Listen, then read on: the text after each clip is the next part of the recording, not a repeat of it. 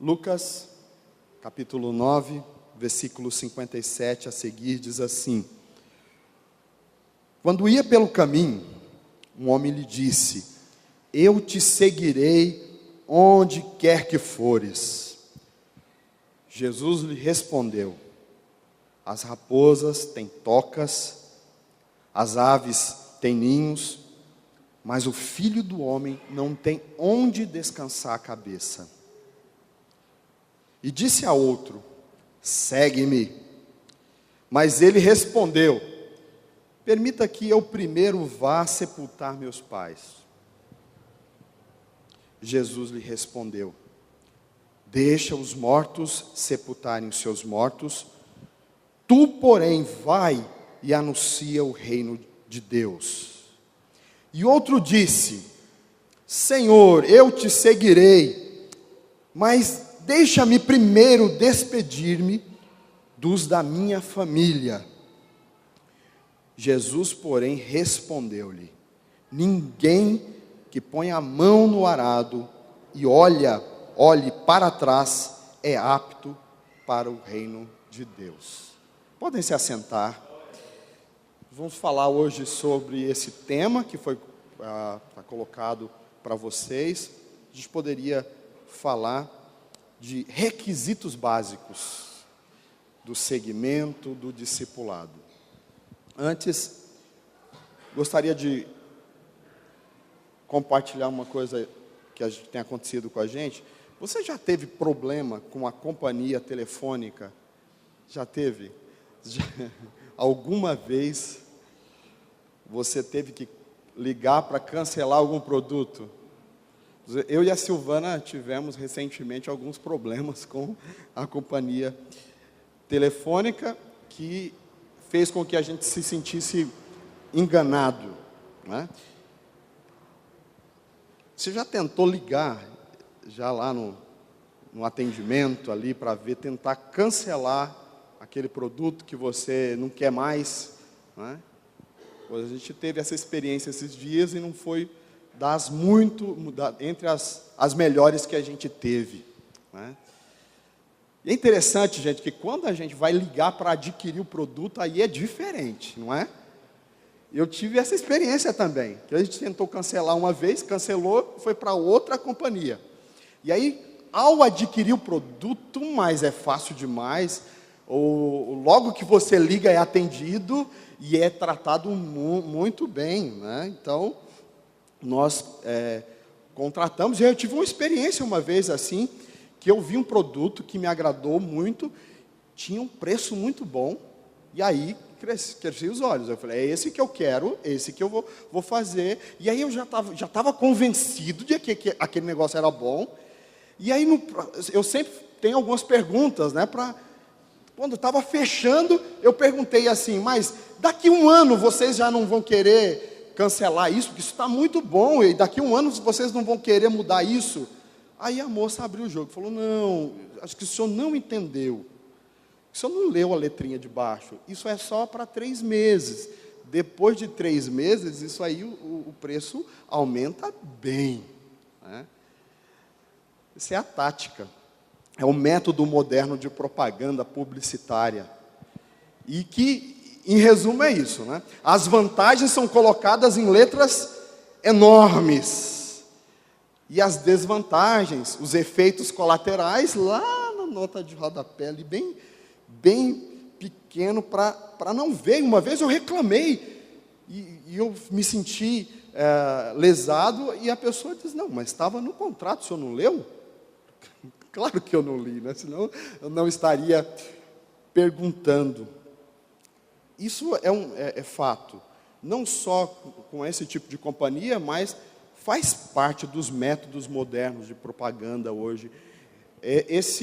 Essa forma que é errado, né, mas que é utilizado. Quando a gente trata do Evangelho e fala de Jesus, Jesus é completamente diferente disso.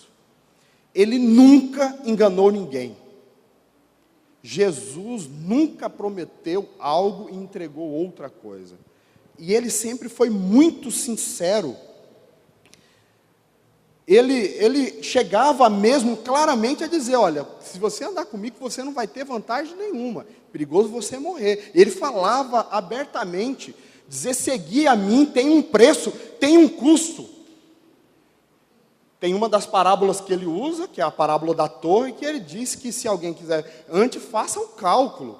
E aí ele cita lá a parábola dizendo que a gente tem que fazer bem o cálculo do custo de segui-lo, porque a gente depois não vai ter motivo para dizer que não sabia, né? Então Jesus, ele sempre sem rodeios, fazia questão de deixar claro para aquelas pessoas que ele estava convidando para ser seu discípulo, aceitá-lo como Salvador de suas vidas. Então Jesus costumava lembrar essas pessoas que antes de assumir qualquer compromisso, que eles precisavam ter em mente, claro, aquilo que os esperava no discipulado, na vida cristã. Nesse texto que nós lemos aqui, trata de uma situação assim, em que Jesus está ali com ele, aberta a temporada de admissão, né? Há vagas para discípulos aqui nessa caminhada. Quem se habilita? Quem quer ser discípulo de Jesus? E aparecem vários candidatos, e alguns desses candidatos não atendem os requisitos básicos para o segmento. O que o discipulado, o que seguir Jesus exige de nós? Eu quero pensar com você com base nesse texto, e a gente pensar o seguinte, que para seguir Jesus requer, sobretudo, ou acima de tudo, renúncia.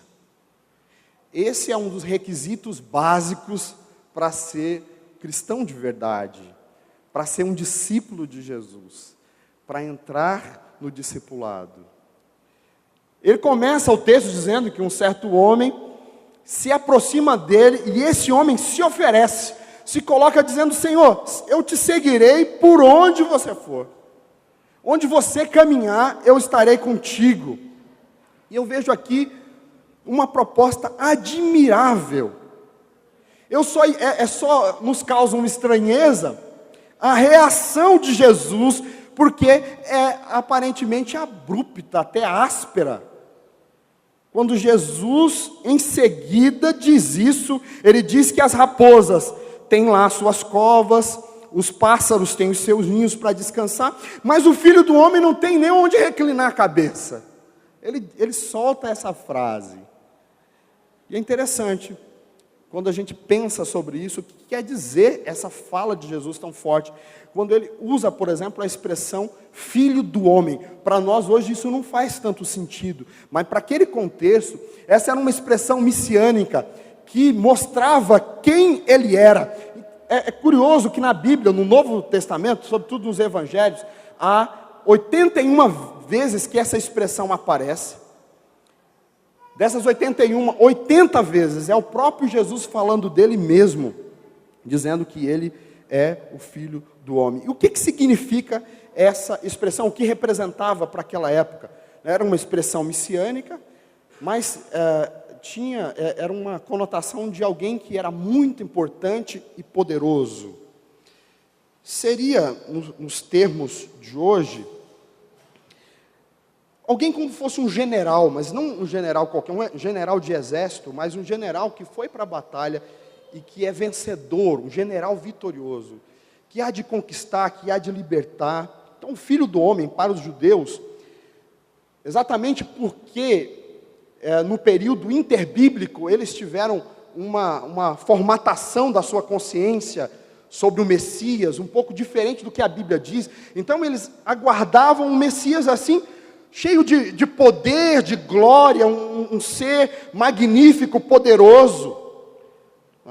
Então, para eles, a expressão Filho do Homem, eles imaginavam isso. Um homem muito rico, um homem muito poderoso, um homem guerreiro, um homem que viesse para ser o libertador, mas não um libertador espiritual. Eles tinham uma consciência de um libertador político, alguém que, sabe, viesse montado num cavalo branco, com a sua espada, mostrando autoridade, causando por onde passasse, assim, alguém que para a gente hoje seria um sinal de muita autoridade. Então, a gente poderia se colocar no lugar daquele judeu, tentando imaginar qual que era a consciência dele, né? Imaginava assim, que esse filho do homem estava para viria com poder e os libertaria da opressão romana. Eles estavam na época oprimidos por Roma, então eles imaginavam que, vindo esse Messias, eles alcançariam essa dádiva, né? E eu queria que vocês imaginassem isso. Que de repente, esse tal Filho do Homem está ali com eles. Jesus Cristo, o Messias.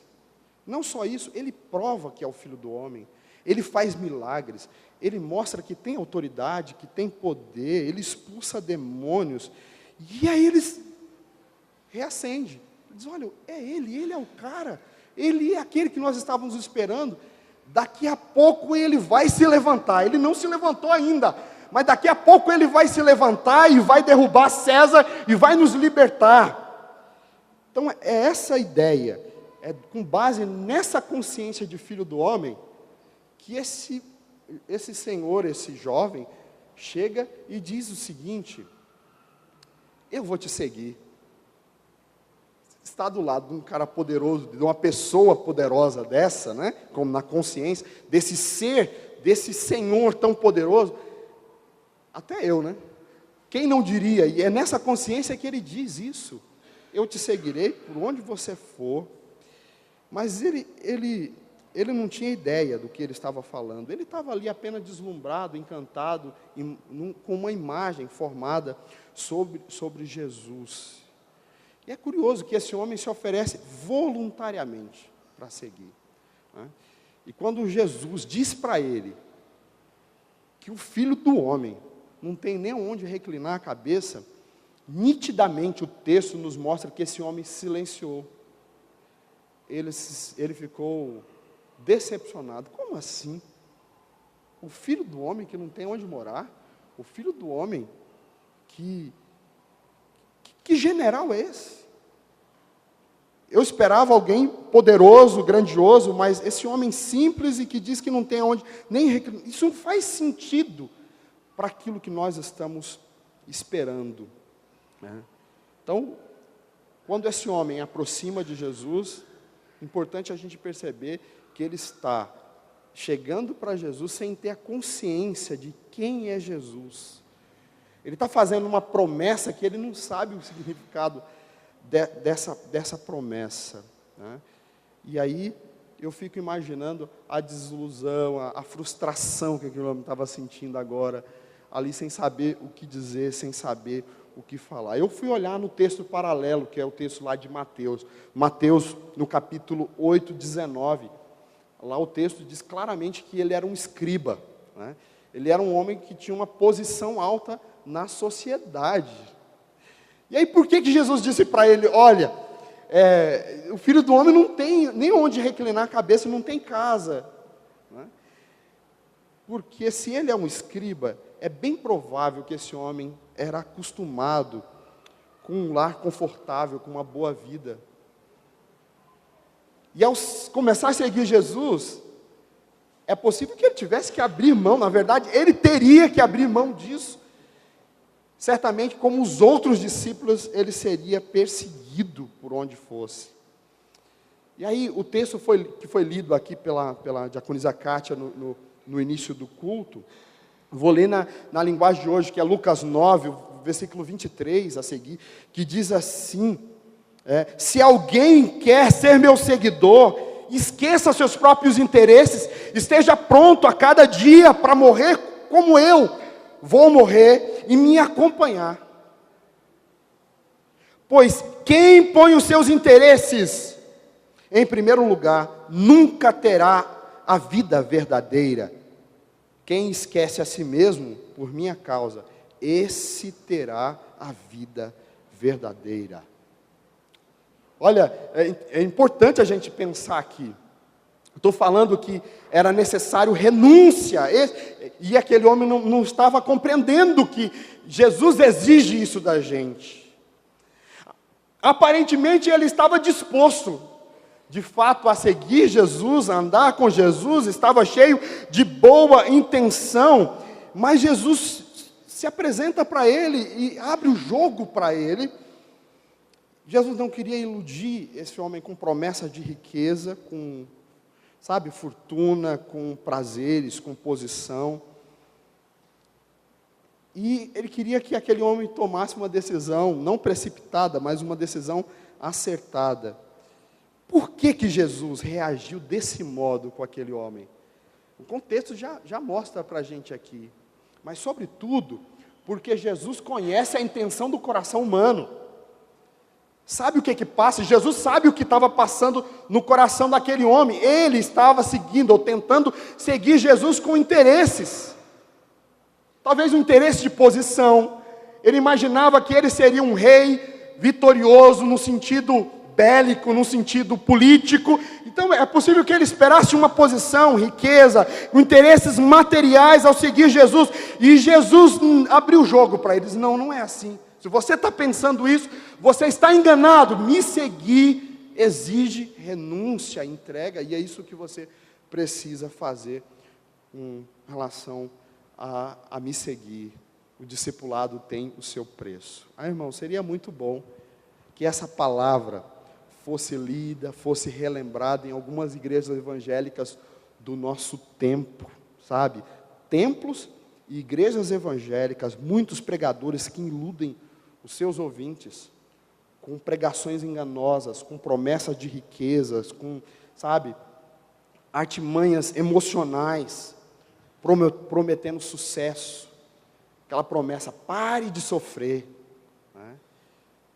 E aí nós olhamos para Jesus. As pessoas dizem que seguir Jesus tem a ver com conseguir tudo o que a gente deseja. Porque Ele é o dono do ouro e da prata. A gente ouve essas frases.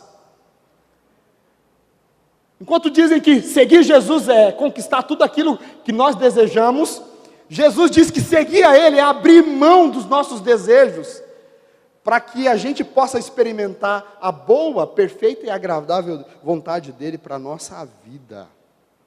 Então, que a gente possa compreender, seguir Jesus exige essa entrega que tem a ver com renúncia. Esse texto também nos ensina que seguir Jesus requer urgência também da gente. Além de renúncia, requer urgência e a sequência, porque agora é Jesus que se dirige a alguém que está ali perto. Há vaga para discípulos, como eu disse, e Jesus estava ali, contratando novos discípulos, e ele chega para alguém e diz, olha, vem, segue-me, vem ser meu discípulo. Esse, porém, não pediu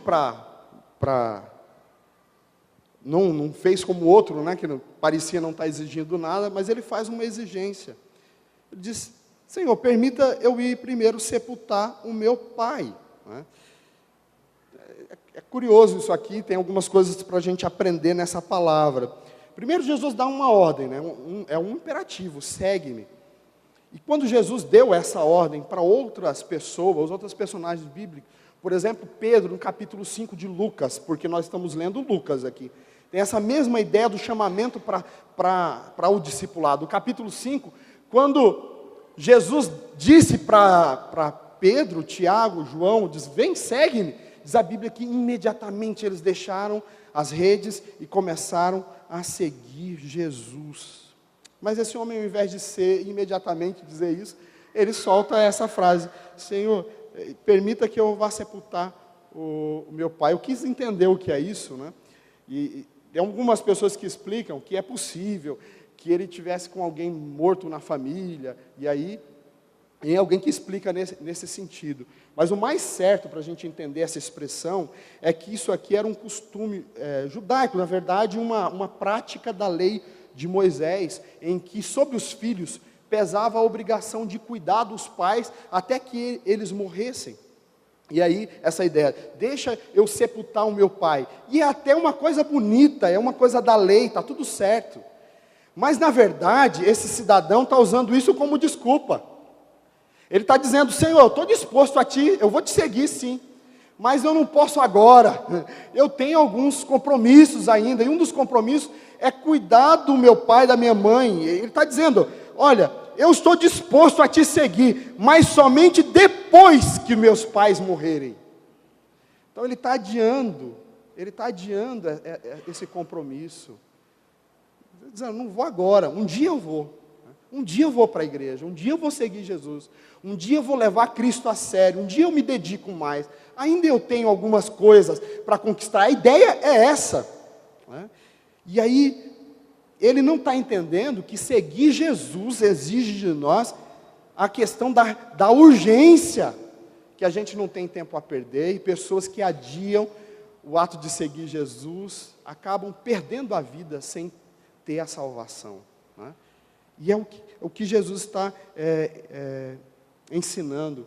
Está dizendo, é como se ele estivesse preparando o funeral de alguém, né, do pai, da mãe, mas na verdade, ele estava preparando o seu próprio funeral, porque ele estava abrindo mão da vida, estava abrindo mão do direito de seguir Jesus, de andar com Jesus. Irmão, há muita gente pedindo um tempo para Jesus. Há muitas pessoas que não querem decidir, preocupam-se com as coisas demais dessa vida, essa vida passageira, deixando as coisas eternas para mais tarde, ou para nunca, porque fica adiando, e aí perdem essa bênção. Né? Então, Jesus responde, queria que você olhasse aí, a forma como Jesus respondeu. Jesus respondeu também de uma forma muito incisiva. Ele diz assim, deixe os mortos sepultar os seus próprios mortos, tu, porém, vai e prega, vai logo, é urgente, deixa que os mortos sepultem os próprios mortos. O que Jesus quis dizer com essa expressão? Ele está querendo dizer o seguinte para nós, deixa os que estão espiritualmente mortos, sepultar os que estão fisicamente mortos. O que Jesus está expressando aqui é a ideia dessa urgência. A gente não tem tempo para perder nesse mundo. Esse mundo que jaz no maligno, não tem mais razão da gente ficar perdendo tempo com coisas que não são prioridades. E o que ele ensina para a gente é: buscai em primeiro lugar o reino de Deus e a sua justiça. Aqui Jesus não está ensinando para a gente desvalorizar os pais, desvalorizar a família. O que ele está dizendo é que a gente tem que estabelecer prioridades. E se a nossa família tem roubado no nosso coração um lugar que só cabe a Deus, então a nossa família está nos atrapalhando nesse processo de urgência. Então a gente precisa estabelecer Cristo como o primeiro lugar da nossa vida. Em Lucas, no capítulo 14, o versículo 26, diz assim, essa palavra que foi lido no início do culto, ela é repetida, diz assim: se alguém quiser acompanhar-me se alguém quiser me acompanhar e não pode ser meu seguidor se não me amar mais do que ama o seu pai e a sua mãe, a sua esposa, os seus filhos, seus irmãos e suas irmãs, e até a si mesmo. Então, seguir Jesus exige da gente essa urgência, essa prioridade no reino de Deus. Eu volto aqui para o texto que a gente está lendo. Qual que foi a resposta do homem a essa fala de Jesus? Novamente, o diálogo termina com as palavras de Jesus, não teve uma réplica. Isso, obviamente, significa, pelo que eu entendo aqui, é que não houve uma resposta daquele homem. Ele não quis seguir Jesus. O primeiro homem que é citado no texto, ele não tinha consciência do que era seguir Jesus. E ele não entendia que exigia urgência. E esse segundo aqui não entende também essa questão da urgência. O primeiro não entendia a questão da renúncia, e esse segundo não compreendeu a questão da urgência. Outra coisa que esse texto nos ensina é que seguir a Cristo, seguir Jesus, requer de nós uma decisão firme. A gente tem que ter firmeza no que a gente quer com relação a Jesus. É o terceiro homem dessa história. Assim como o primeiro, ele é um voluntário, ele chega e se oferece. Ele diz: Senhor, eu vou te seguir sim, eu quero te seguir. E a semelhança do segundo homem, ele põe uma condição. E ele diz: mas deixa-me primeiro despedir dos que estão lá em casa. Como que a gente pode entender essa condição que ele coloca aqui? O que quer dizer isso? Eu vou despedir da minha família primeiro. Você tem algum problema se despedir da família? A palavra que aparece aqui no texto original tem possibilidades de tradução que ajudam a gente a entender. Uma das possibilidades de tradução é a que foi traduzida aqui, despedir, né? Ou até desvencilhar, despedir. Mas outra ideia relacionada a essa palavra é pedir permissão. E provavelmente essa é a ideia desse texto. Ele está dizendo: sabe de uma coisa? Eu quero ir, mas deixa eu ir lá em casa, consultar minha família, perguntar para o meu pai, para a minha mãe, o que é que eles acham disso. Não estou seguro disso. Eu quero te seguir, mas eu ainda não estou muito convicto desta questão, né? Então, mostra uma pessoa ainda indecisa, ainda olhando para trás, ainda avaliando o que vai perder, ainda pensando nas coisas que ele gosta de fazer, nas coisas que ele vai ter que deixar, e isso está pesando no coração dele. E ele está dizendo: eu vou ter que, talvez eu tenha que livrar da minha família, então deixa eu ir lá, deixa eu curtir um pouquinho mais a minha família, então, deixa eu conversar com meu pai, aí dependendo eu vou tomar essa decisão ou não. E aí Jesus, de forma maravilhosa, responde, dizendo, né, ele diz esta palavra, né? Jesus lhe replicou, versículo 62, ninguém que tendo posto a mão no arado e olhar para trás é apto para o reino de Deus. Ninguém. Você decidiu seguir Jesus, você fica aí vacilando, né? Um pé na igreja e outro no mundo, né? Tem alguma coisa errada na sua vida cristã. Ficar assim: o que vão pensar de mim? Né? Ficar nessa indecisão. Aqui o que Jesus está fazendo é contando uma parábola que era muito própria daquela época, uma parábola agrícola. Todas as pessoas que viviam nos campos da Palestina compreendiam facilmente que não se pode ficar olhando para trás quando está arando. O que era o arado? Né? O arado era uma ferramenta, naquela época uma ferramenta feita de madeira, né? Era um instrumento muito leve, e que quem cuidava do arado, né, que arar, para quem não é da roça igual eu, né, é para você abrir um buraco na terra e poder lançar as sementes, né, plantar ali, remover a terra e plantar a semente ali. Então, ali onde vai ser colocadas as sementes, precisa ser uma linha reta. Então, o que eles faziam? Com a mão esquerda, a pessoa segurava o arado, né, e com a outra, com a mão direita, ele ficava guiando, no caso, o boi que puxava o arado. Então ele tinha que ter muita atenção para ele não desviar de um lado para o outro, para ele não perder ali, e dessa forma fazer um zigue-zague e botar o trabalho a perder. Tinha que se concentrar para manter a linha e fazer um trabalho bem feito. Então Jesus usa essa pequena parábola para ilustrar o caminho do discipulado. Ser seu discípulo, andar com Jesus, servir a Jesus, exige de nós foco, exige de nós concentração, Exige de nós dedicação, dizer, não, eu não vou ficar olhando para a direita, para a esquerda, eu não vou ficar perguntando o que vão pensar de mim, o que vão dizer de mim. Não, eu vou olhar unicamente para Ele, para o meu Senhor. Vou me colocar na presença dEle. E essa palavra nos ensina exatamente isso, que nós não podemos vacilar nessa questão, e é uma questão muito radical mesmo. Ou a gente segue, ou não segue. Né? E aí, aquele voluntário que se ofereceu de uma maneira tão singela, foi surpreendido por essa palavra de Jesus para a vida dele.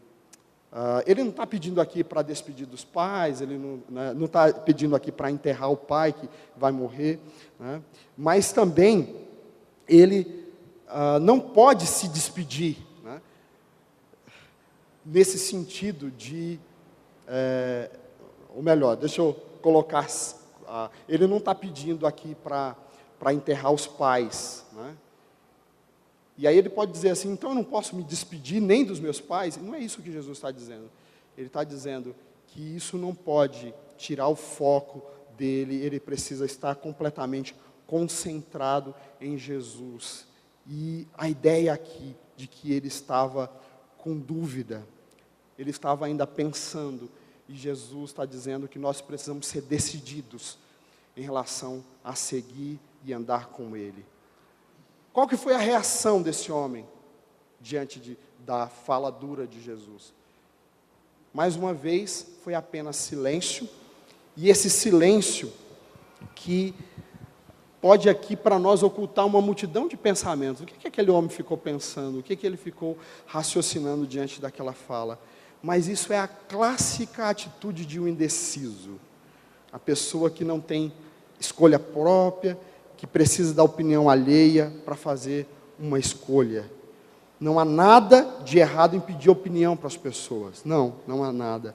Mas quando se trata de decidir a seguir Jesus, essa precisa ser uma decisão pessoal e uma decisão firme da nossa parte.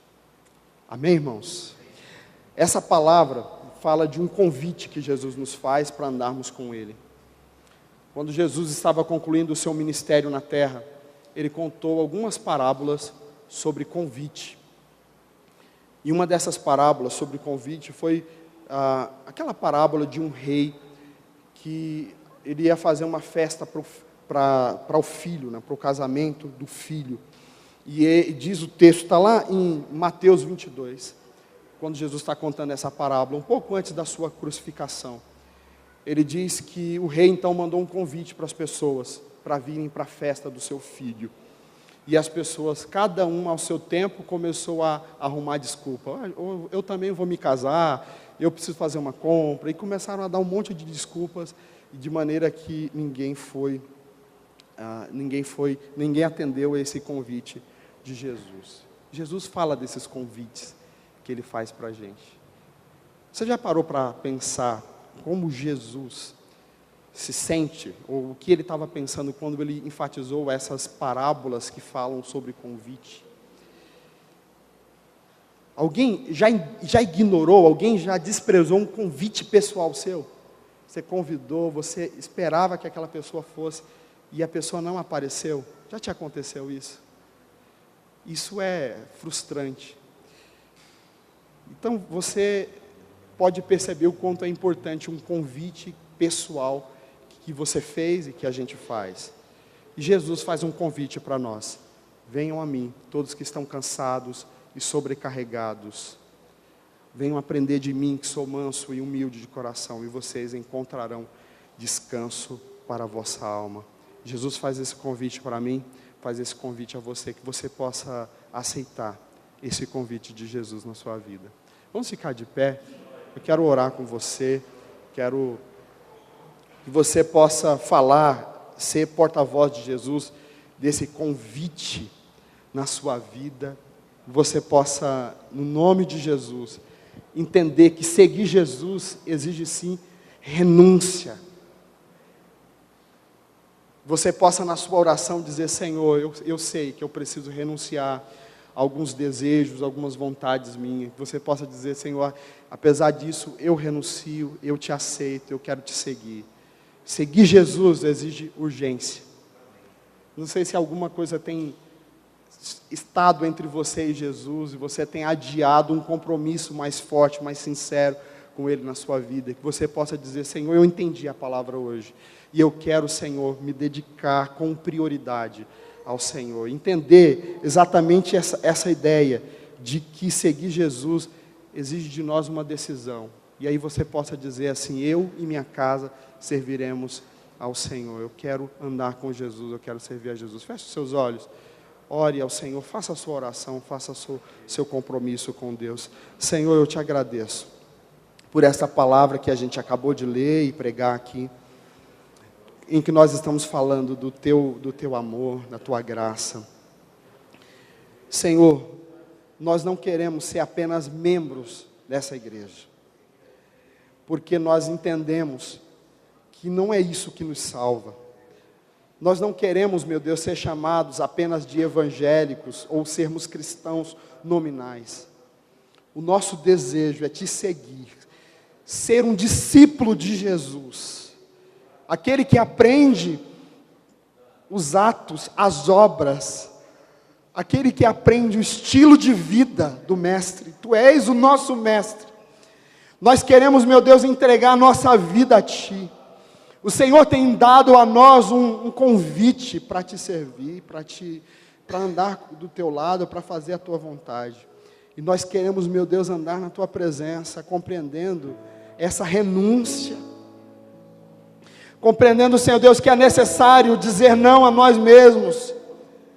Porque a tua palavra diz que nós precisamos negar-nos a nós mesmos. E eu quero aqui, Senhor, reconhecer os meus hábitos, os meus pecados, as minhas falhas, que ainda eu preciso renunciar o eu, para que o Senhor possa viver em nós, que nós possamos viver esta palavra. Não mais vivo eu, mas Cristo vive em mim.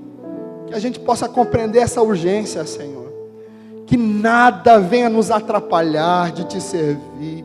Que nós possamos te entregar com prioridade. Que o Senhor seja o tudo, seja o primeiro na nossa vida. Toma o teu lugar no nosso coração, na nossa casa, na nossa vida, Senhor. Nós estamos nessa noite aqui tomando essa decisão ao teu lado, Jesus. Nós decidimos aqui te servir. Nós decidimos aqui te seguir.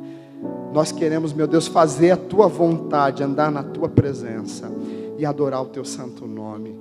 Que o Senhor possa nos aceitar como seus discípulos. Que a gente possa ter, Senhor Deus, esses requisitos. Que o Senhor possa nos abençoar. Porque em Ti nós temos descanso.